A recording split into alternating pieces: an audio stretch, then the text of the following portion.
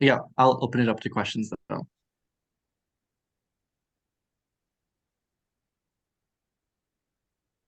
I tried to get in contact with my local Rotary group, but for whatever reason they had not emailed me back, and that was a couple months ago. Eric. Oh, I get that. All right. Be persistent. Don't give up. Do you know anyone at the Rotary Club locally? Which No. Rotary Club is it, by the way? Winona. Winona. Winona. Oh, okay.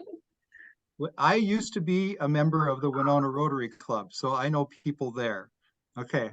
Um, all right. Well, tell you what, I'm going to put my email in there, and you can why don't you email me, and I'll see if I can get the ball rolling with Winona.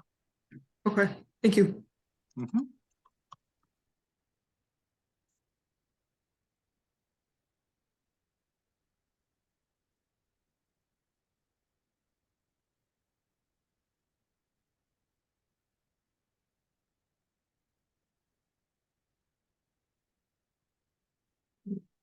What is your process for the placement of countries? Like, do you rank the countries, or how do you decide where somebody goes? We don't have a ranking, but we have what we do is during the interviews, you will fill out a form um, that where you indicate your 5 preferences, and that way we try to get um, one of your 5 preferences for your placement. It's a complicated process because there's limited spots depending on the number of applicants, and as a result, that limits us on the number of countries. But you know, you're not guaranteed to go to one particular country, but I think the last couple of years we've done it, we've always managed to place a student in one of their preferences of one of the 5. Yeah. I Poland was one of the countries, like even well, I'll even use Greece as an example. Like I believe she'd mentioned that Croatia wasn't even one of the countries she'd listed, but she was still able to have a great experience.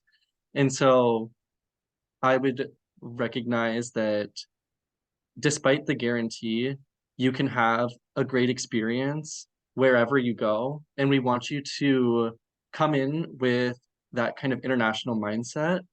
Um, and so, but that being said, like Eric mentioned, we do our best, and we are pretty successful at um, getting you one of the options that you prefer.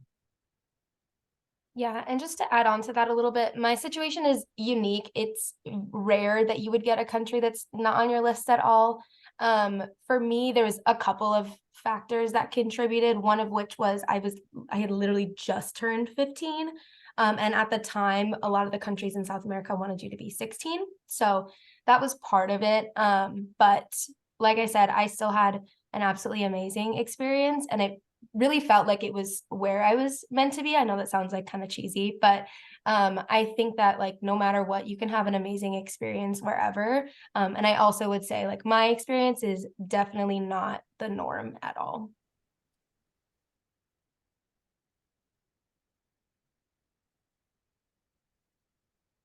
I had a question on like, is there like a date where you guys will like the country are available? Your voice cut out throughout your entire question. Do you mind repeating it one more time? Oh, sorry. Can you hear me? Mm-hmm. Oh, okay. I had a question on a certain date where you guys will like public the countries that are available.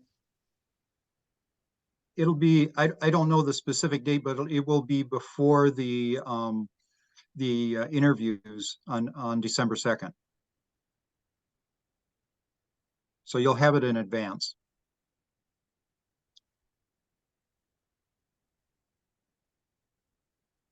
Okay, thank you. Mhm.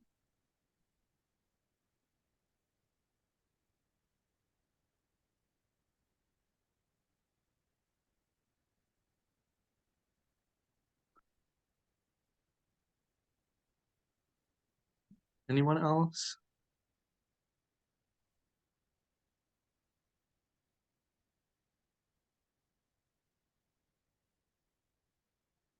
Well, I think I will take the silence as an answer.